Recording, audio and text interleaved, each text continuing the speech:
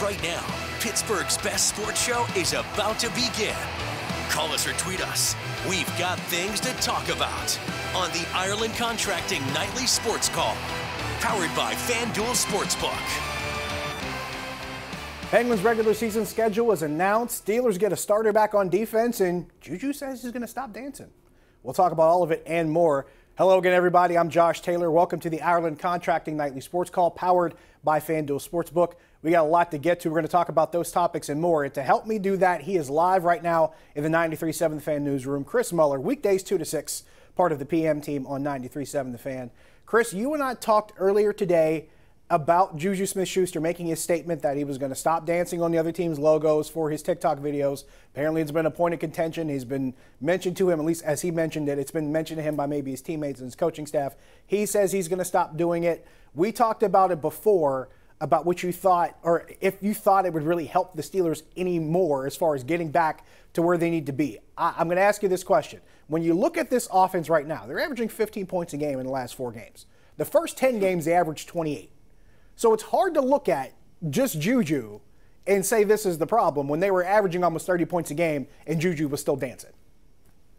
Yeah, I mean, he was their best player in the Buffalo game on offense when he danced before that one. Tremaine Edmonds tried to come up and get a piece of revenge there and got trucked in that game. So it's not like it worked every time. Von Bell absolutely got the better of it in Monday night's game because Ben Roethlisberger, threw Juju a hospital ball.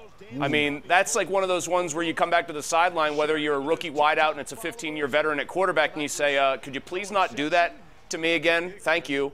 You know what was really – is Juju, is this going to be like some turning point? I doubt it, Josh. You know what was really sad about that Bengals game and the Juju role in it? That play that he fumbled on was a shallow 3rd and 7 cross that was a 2-yard route. That's their problem. Why on earth are they running shallow crosses with a 17-year veteran who's supposed to be able to do a lot more back there? That was to me a microcosm of everything that's gone wrong. You have a 3rd and 7. You have a quarterback that used to feast in those situations with a lot of, with Juju being part of teams that feasted like that, and they're running a 2-yard pass. That play was DOA the moment the ball left Ben Roethlisberger's hand, and that's the real problem. I don't see some sort of magical fix to that coming up. Do you?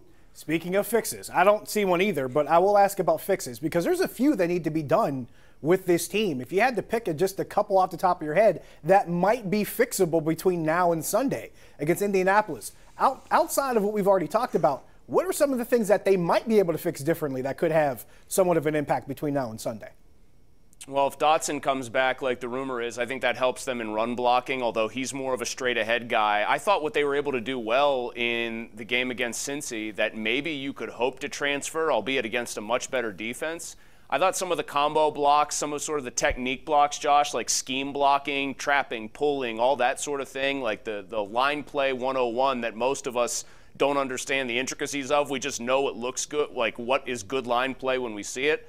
I thought that got Benny Snell loose. I want to see a little bit more of that. I did think one kind of very fair observation from this game was that if they don't turn the ball over so much early, maybe that running game is given a better chance to establish itself. So that's one thing I'd like to see. The other one is, and man, I feel like we're all collectively a broken record in town. Ben Roethlisberger's got a $41 million cap hit coming next year. He is their highest paid player. He is supposed to be their best player, according to Randy Fichtner on that side of the ball. Throw it down the field and do a better job, right? Like, you ever just screw up in school growing up and the advice was do better?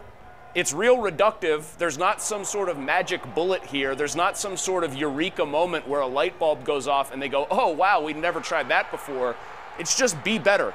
Don't telegraph a throw to Mackenzie Alexander that has him high stepping out of bounds. Don't make plays that I would blanch at if Devlin Hodges or Mason Rudolph were making them. Play better. I don't know. That's not a change. That's more of an edict, but it's what really has to happen from the quarterback for this team to turn it around. Let's shift over to the defense. Steelers got some news today. Vince Williams taken off the COVID-19 reserve list. Here's another thing you want to look at as far as things to fix with this defense. The depth is probably one of them. Vince Williams is one of 6 different players they've used at the inside linebacker position. You talk about Dotson coming back. I think Vince Williams coming back is equally as important for the defense as far as maybe getting some continuity on that side of the ball.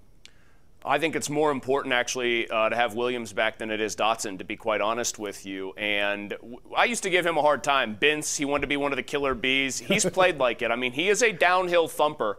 And they're playing two teams that are mean on the offensive line, especially the Colts, and both want to run the ball right at you. I mean, Cleveland does it in that traditional way, Josh, better than pretty much anybody. So you need somebody that's willing to stick his nose in there. Marcus Allen tried his best, and I'm not going to crush a guy for being about, what you said, the sixth man on the depth chart here, getting pressed into duty. He's not a linebacker. He's a situational football player, and you saw that against the Bengals. They exploited him. They went looking for him and knocked his block off. Vince Williams going to put up a lot more real resistance, and they desperately, and I mean desperately, need it.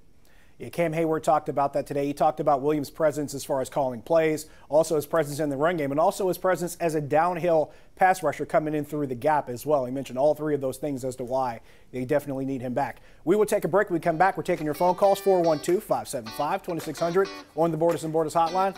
Also taking your tweets at Josh Taylor HD. See you in a few.